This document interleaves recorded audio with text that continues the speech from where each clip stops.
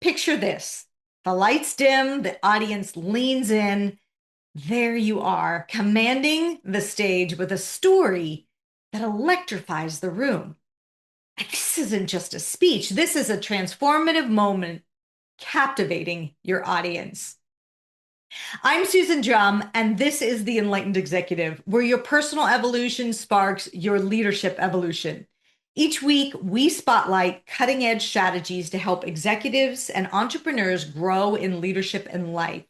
And today, we're going to find out how to make this dream your reality with my guest, Mike Ganino.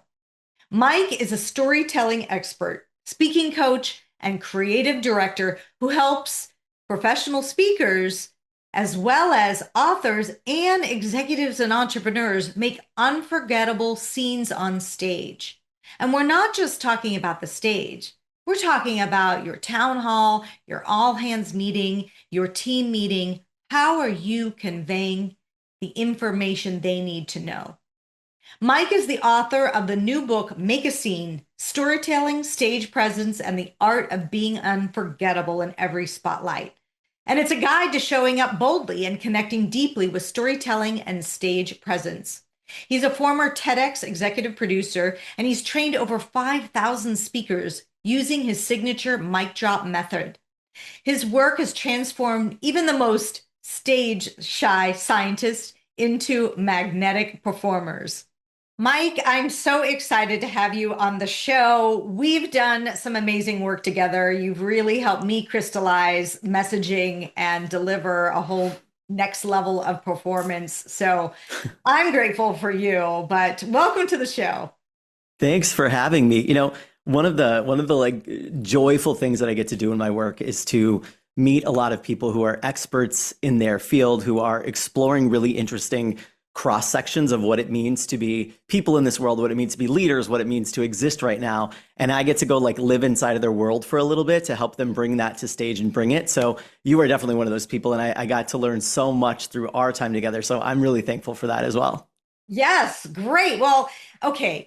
So I know many entrepreneurs and executives who dread having to do the larger, all hands company meeting or town hall.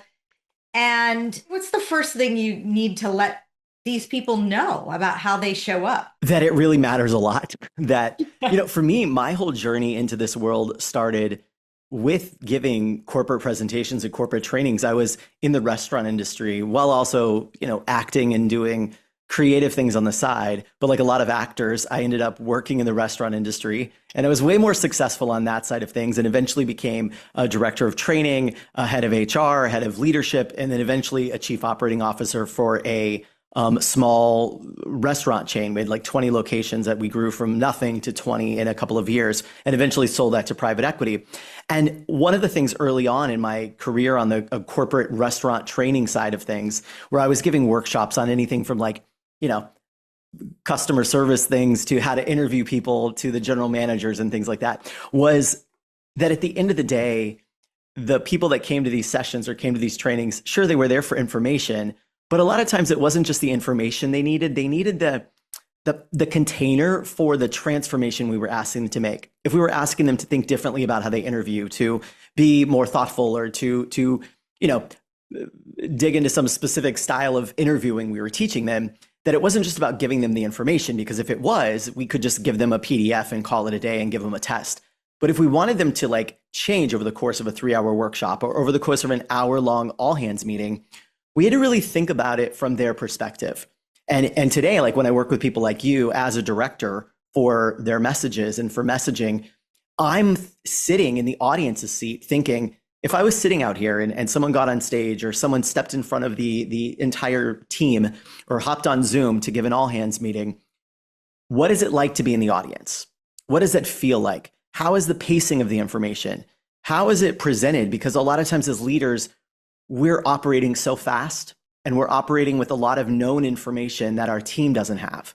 And then we wonder later, like, well, why didn't they get the memo? Why didn't they follow the presentation? Why didn't they follow the notes we gave them in the all hands? But we forget that we walked into those situations with a whole bunch of information, a whole bunch of backstory that we didn't give them. And a lot of times that's because we forgot to tell a story at all. And whenever I'm working with, and my foray into public speaking coaching actually happened because I was a public speaker and a corporate client came and said, hey, our executives have to present all of the time Mhm. and it's costing them credibility because they are boring. They don't get it clear. It's costing them believability where people are like, I don't know if that person cared. And can you help them do what you do? And so my foray into working with people like you came because a corporate client came and said, hey, can you help us be more like that? Because we need that for our teams. And over, the big thing that I'm teaching there is about presence and being able to be honest and connecting with the team, and also packaging. How are you putting together the story? And for me, that also started in college. I was a broadcast journalism major in college and PR. And those two things are really about how do you put together the story? How do you not bury the lead? And how do you make sure that the audience receives the information you want them to? And that's one of the things I really think more executives and more leaders can be a little more thoughtful about when we're going out there and trying to communicate, because every time we're doing that, we're trying to get the audience, our teams, to think differently or to know something. So how can we give a little more thought to that? Yeah, and I think taking people on a journey is exactly the way you need to think about these types of engagements and these types of, meetings that you're leading. It's Yeah. not just I'm providing information, because the truth is they could get it elsewhere. So if it was just about that, it wouldn't matter. You're actually creating a shift in someone's mindset, in someone's behavior, in what they need to prioritize or pay attention to. And in order to do that, you've got to captivate them in a certain way. So, what's the secret sauce in doing that, Mike? The secret sauce. I wish I could bottle it, right? I think Right. there's two things that I see often when it comes to, execs and leaders who are presenting, whether that's at a company conference, whether that's an industry event, or even in an all hands or a recorded video that we're sending out to let everyone know about a change that's coming up or a new launch. And the common things are that we don't package it in a story. So figuring out how can we tell a story that helps the team see this. So if we're talking about a change that we need to make to stay relevant in the industry, to keep competing, to battle whatever's going on, whether it's, AI today or political changes or geopolitical changes, whatever the case might be, those are real things going on. And so can we package that in a story? And these kinds of stories, I think sometimes when leaders hear that, they think, okay, it's just like a once upon a time, there was a little rabbit who wanted to go to work. And that's not what I'm talking about. What I'm talking about here is giving the team uh, the context, really. When I say story, what I mean is the context to understand something with lived experience. So if we're talking about changes in tariffs, in AI, how it's going to affect our workplace, how we're going to battle some new competitor coming into our space or something, or regulations, can we put that into context that helps them understand what we're up against? Can we just give them a little lived experience to see that story through versus just coming in and saying, hey, here's what we've got to do? And they're left thinking, well, what about this or what about that? Because that's a big risk as a leader, is that they assume there's a bunch of stuff going on that's not going on. So if we don't give them the narrative, if we don't give them the context, they usually think of a much scarier context. We're all going to lose our jobs. The whole industry's going away. We're all going to be replaced. Like, they replace it with the most negative, scary version in the absence of you as a leader giving them the narrative to do it. So why not lead with the story? Why not lead with the way you want them to look at it? So that's number one. And then the second thing I think is that most leaders, and this is also one of the interesting things I've learned from working with you and in your work around patterns, and even with the playlist, is a lot of them are unaware of the way that they walk into a room. We're Yeah. unaware of the way that we look at a camera if we're giving an address to a lot of people or going on media. We're unaware of the amount of pacing that we do or the amount of throat clearing that we do, figuratively and literally sometimes, in front of our teams. And all of those things make a difference. If someone's standing in front at it, I've worked with executives before where I've come in and I've said, hey, can you give me some, just videotape your next all hands?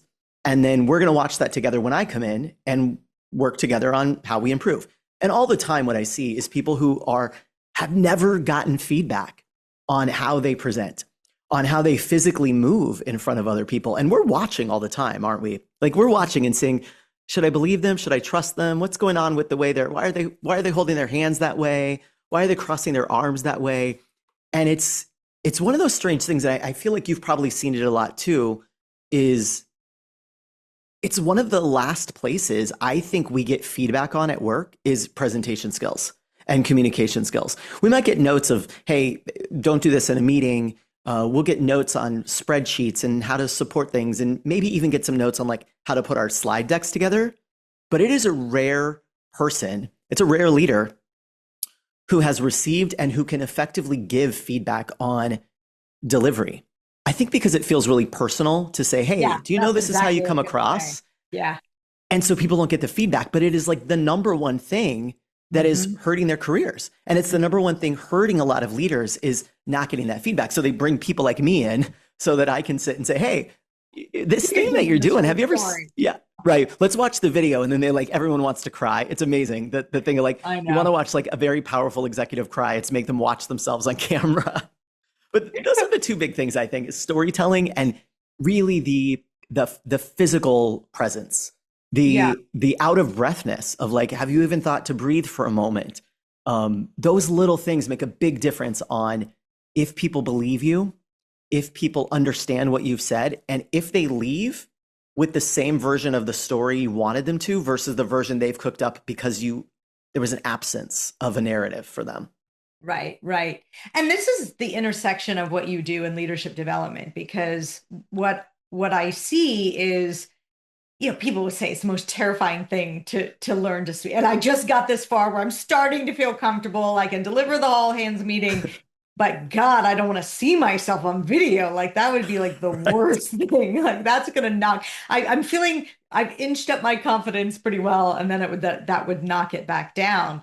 And what I mean by the intersection is if you are in a space where you're, let's say, a higher level of consciousness, it doesn't bother you so much. You're not so wrapped up. That's not the totality of who you are. You can watch it with some separation Hmm. versus being so hooked with identity and ego and self-image and watching this, which is why people don't even go there, right? Because Right. but the more inner work that you're doing around getting comfortable with your own leadership, understanding your gifts and blind spots, it's more like you could look at it like, oh yeah, I see that. I see I'm doing that. I didn't realize I was doing that. Okay. It doesn't have that emotional pull that I think is keeping some leaders from doing this work. Yeah, that sting. And I think the other thing too that happens, and this happens even with my clients who are keynote speakers, when we're watching back the tape, the things it was so funny. I was doing a workshop with a financial team, and it was all their people who go out and do, pretty big fundraising. And so they're often at conferences, they're on panels, or they're going into people's offices and presenting as a team. And so I was working with them on how to co-present and how to come across in media. And so we were watching tape back, of course. And what I would ask them initially was, when you're watching yourself, without my feedback, I just want you to review yourself. The things that they would review were never the things I noticed. The things Mhm. they would review were all those nitpicky things.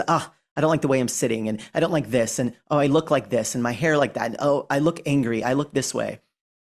And those are never the things that I'm picking out. And so I think there's also this element of we're being self-critical of things that aren't actually important to the message. So it stops us from looking at it because we're being self-critical based on all the stuff we've probably heard from someone else, from our childhood. If our parents told us we were too much, or we weren't enough, or we were lazy, or we were geeky, or some high school bullies or something. A lot of people still, again, patterns to use your work, we still carry that with us, and we aren't even aware that that's what's shaping the way we view ourselves on camera. And so I would have them, again, I remember this very specifically, this team of people. I had them go through and talk about their own, what they saw. And then I said, okay, cool, my turn. And I said, oh, here's some things. And it was none of the stuff that they said. Because I just said, Mhm. like, oh, it was interesting. You started this way, which probably made the audience go thinking all these negative thoughts. And they got too far into the negative thoughts before you could pull them back. What if we reframed it? You started here, you started in a story, and we see what happens. And then little things, of course, like, hey, maybe don't, Yeah. put your arms up that way or this or whatever. But it was never about like, you look you look unwell, or you look unhealthy, or you don't look tan, or your weight's a problem. And those were always the thing that we nitpick. So I think no wonder people don't want to watch the video back because they turn into their worst bully that they've Yeah. ever had, Yeah. versus working with someone who can help them understand what they should be paying attention to, so that if they do watch the video in the future, they're not just berating themselves over things that don't really matter, but they actually start to look for, oh, these are the things I should be considering. So now let me watch it with that lens. And I think that's one Oh, of the key things that I hope people get when they've worked with me in that way. yeah. And what are some of those things? Let's say someone isn't able to work with you. What are the things that what are you looking for when you watch somebody's speech? There's the physical dynamics, right? So I teach these 5 stage languages, right? That we use, that audiences understand us through. And the first one is verbal. So how are you actually packaging your information? Is it clear? Do I understand the concept clearly? Do you set it up easily? So this goes back to what we were saying before around the narrative, the context. Are you setting it up in a way that is easy to understand and that I immediately kind of get where you're going, versus the jargon that we often use, the very high level speak that is not helping anyone understand the context, but is just showing like you're real smart and so you know your information. Can we use metaphors? That's one of the verbal tools we have. Can we use metaphors to help people understand things differently? The second stage language is vocal. So I'm listening for, does someone get stuck in one place? Because we have like this, our voice is like a piano and we have all these keys on it, but we get stuck playing the same note all the time. And we don't realize that we can change our volume, change our pacing, that we can pause. So that's what I'm listening for a lot is, hey, were there other things you could do with your voice? Could you have said that and then stopped and let the audience consider it for a moment? Could you have slowed down that really important part? Because it Hmm. signals to the audience, just like I did right now, ooh, something important is being said here. Do we have more of the range we can play with? That's that second language that I'm listening for. A lot of people will think sometimes they need to speak slower. People have been told that you should speak slower. And so they become very aware and try to do this. And we all start sounding like Oprah, right? Like, Yeah. you are the winner. And the reality is, people don't need you to speak slower. They need you to be more thoughtful about when you pause, Where about you what do you it. might repeat. That's Hmm. what we need, not slower words, because that's annoying to listen to as well. And of course, it gets you stuck in your head, worried about how you sound. I'm looking at physical. That's the third stage language. I'm looking at the physicality. Were you sitting in an interview, in a panel interview? Were you sitting closed off from the other person? So instead of, if I'm here with someone this way, am I sitting open towards them, or am I sitting kind of off to the side, kind of closed like this? Is my Are my arms being effective, or do I forget that I have hands and they don't help me communicate at all? Or am I doing the same repetitive like movements over and over because I wasn't even aware I needed to do something differently? If they're standing on a stage, if they're standing in front of the team in an all hands meeting, do they pace back and forth for no reason, looking at the ground? This is a big one I see all the time. And now people watching this are going to go back and watch tape and be like, oh my gosh, I did the thing that Mike said where I look at the ground. And I always think to people, are the answers on the ground? Is the teleprompter on the ground that you're looking down? But people will do this thing where they're talking and then they'll turn slightly their shoulder to the audience, by the way. So like not even staying open to the audience. And they'll like look down as they walk in the other direction and then stop and look at somebody and then turn around and look at the ground and walk the other way. So these physical choices are little things that I'm looking at. And then visual. Are there visual things you could have brought? Is there a prop you could have used? Is there could you have sketched something on a board for us that would have helped us conceptualize this idea easier? Are there slides? What's on the slides? Slides are a big one where often there's way too much on the dang slide. Or there's images on the slide that make the audience have to stop and think about like, wait, how does that image relate to what they're saying? Because it's not really related. So I'm like stuck in there. So Hmm. these are the things I'm looking at because that is what the audience is considering. The audience isn't worried about your hair or your outfit or whether you had too much, Christmas pudding and you need to hit the trail or whatever the case is. No one's worried about that. They're worried about like, do I understand what's going on and can I believe this person? And so I look at it through those stage languages to say, where might we make different choices? Because I don't think anybody as a communicator makes bad choices. I think in my experience, it's that people weren't aware there was another choice they could make. That's what I witness a lot. Hmm. Yeah. And I would say also going back to the impact of why not start with a story? Why is the story so important? This is a place where, I think a lot of executives and entrepreneurs think, well, the storytelling is for the professional speaker. I'm just here to convey information. True. I mean, we're all just here to convey information, but ultimately, why are we communicating that information? Because we hope that it changes someone's mind to get them to do something different. Again, like you said before, otherwise, just send the PDF, just send the email. But you've gathered all of these people. You've spent one of the ways when I was selling public speaking support and storytelling support and presentations to leadership teams and not startups really, but small tech companies was a big niche of mine for a couple of years. What I would say all the time is, so you've gathered 400 employees. What's your average wage? And you're going to have them here for 2 hours at an all hands. So what's the cost of this meeting? What's the sunk cost of like, not only just like the cost of the meeting, but then the cost of their not doing something else. So now we're talking about a $30,000 meeting, and you don't even want to think about the information. You don't want, this is a big stakes thing. If someone was stealing $30,000 from your company, you do something about it. And yet we're not doing anything about the way we communicate. And so if it was just information, send a PDF and make them sign off on it. If it was a change of like, hey, from now on, you got to park in the green slats instead of the blue ones, just send a thing and have them sign off that they understood it, put a sign up or whatever. But if we're gathering people to help them think differently, to understand a big challenge we're up against, to understand a rollout or a new launch or a new path that we're taking as a company, to introduce new leaders to the team, even executive leaders to the team, we're gathering them to dissuage their fears, to get them to understand the gravity of the situation we're in, to get them to understand the opportunity ahead for us. And if the information alone could do that, then you would send a PDF. But you gather them there because you know that it needs a little something extra. I like the Mary Poppins rule of why storytelling. The information or the insight is the medicine. And Mary Poppins told us that a spoonful of sugar helps the medicine go down. And so the story is the spoonful of sugar in these cases. And Yeah. often, if we could figure out the story to tell, if we could figure out how to package it correctly, it really gives the team two things that I've seen happen. One is that it shapes the context and the narrative, so they're not as scared, they're not as worried as they would have been otherwise. It also often gives them language they can communicate to others about it. So Mhm. I had a restaurant technology client, and when we were rolling out, forever they had like one type of business that was like direct to restaurants only. And they were going to roll out like a marketplace where you could go to like a central website and look at several restaurants.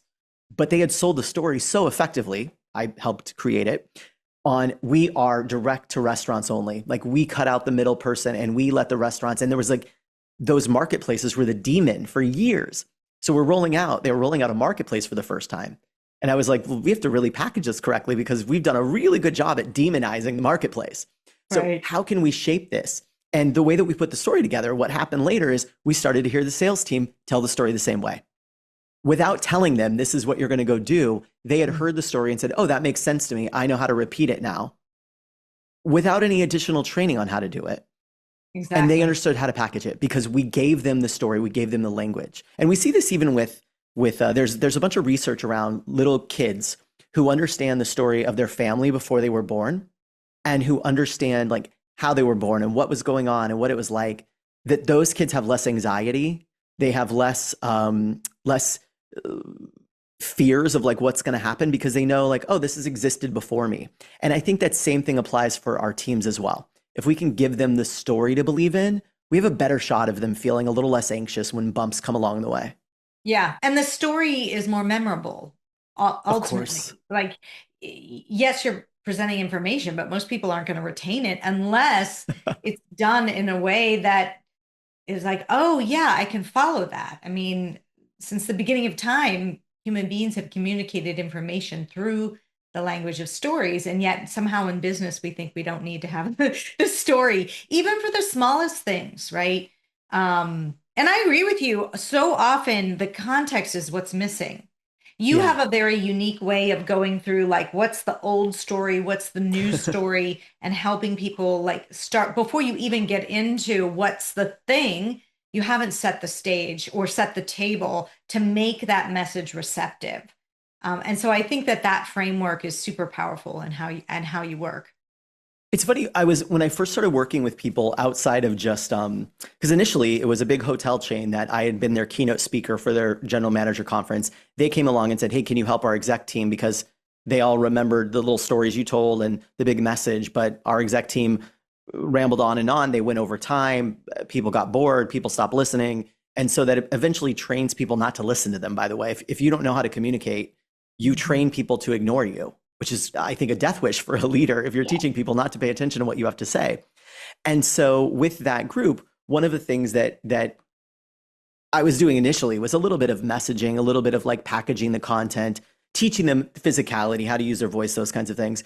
And then later when I started working with people like you, keynote speakers and professional speakers, authors who were going out on speaking on their books, I started really paying attention to what are the ways that people are being taught how to package their keynote or their message, their workshop, their presentation.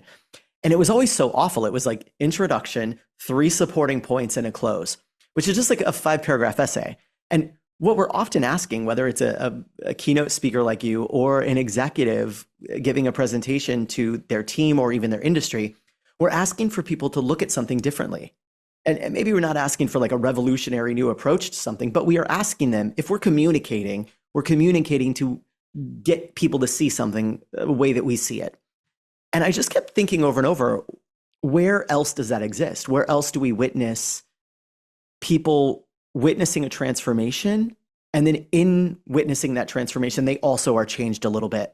And I just kept coming back to my roots, which was film, theater, storytelling, even narrative storytelling in fiction. And I started thinking, how could we apply this to the work that we're doing if we're asking people to change their minds? And then I started reading about persuasion and psychology and how our brains change. And I got really geeked out on it. And that's how I came up with the model that you're talking about, which I call the transformational narrative, which is putting together the narrative for change. Because if we're going to ask people to make a big change, this company that I've long been a fan of and worked with and been hired by and hired them, called Zing Train, out of Ann Arbor, Michigan. They started, they're the training arm of a company called Zingerman's Deli. And they have a division that just does workshops and seminars and things like that. It's a fascinating business. But one of the things I learned there from my friend Maggie Bayless, who ran the training consulting company, was we need to understand people's compelling reason for change, their compelling reason for change, not ours. And I think as leaders, sometimes we get in front of them and we think, well, I know the compelling reason for change. It's because I need you to change. But we haven't considered their compelling reason for change. And we haven't put together the premise for that change that's going to make them say, yeah, let's go. And that is what I aim to do with the transformational narrative, which is this 3-act structure for delivering essentially a persuasive message, which I think all communication in this way is persuasive. And what you were recognizing is we always start with the new story. And the new story is that situation we find ourselves in that is untenable because we don't know the rules to navigate this. And think about if you were on a team and the leadership was coming in and asking you to change in some way, that we have to pull up by our bootstraps and we got to do more with less and all these things that we hear all the time. Right. What if that started with the situation we find ourselves in, the world around us right now, and where we're at and why the way that we've been playing the old story doesn't work anymore, but where we're going, the I want song is what I call it, that automatically gets people saying, oh gosh, okay, I understand why we're being asked to do this change now. I really see the picture. That is a scary world we're in, and it makes sense that this is where we want to go. So what should we try? It's just a much better way to set up a premise for your big ask for people to do something different than their way they're doing it. And I think too, one of the things that happens so often in leadership situations is people have seen so many big changes that when you come out and you have a new rollout or a new plan, they think, okay, well, sounds good. We'll just see if this one, sure. We'll see if this one rolls and we'll see what happens in a couple weeks. This kind of communication style helps you really set up the one, it forces you to really think about the situation and understand it from their perspective. So like sitting in that director's seat and thinking, how is the audience going to receive this? It forces you to look at it differently. But it also makes sure that you really put in the work so that they walk away understanding where we're at, where we're going, and what it's going to take together to get there. And I think more leaders communicating this way would end up having much better results in their teams actually doing what we want them to do after the meeting's over, instead of wasting Absolutely. $30,000 on an all hands that didn't do anything. Absolutely. Well, you have so much knowledge. I have one other only time for one other piece that I wanted to layer in here, which we referenced a bit, which is AI.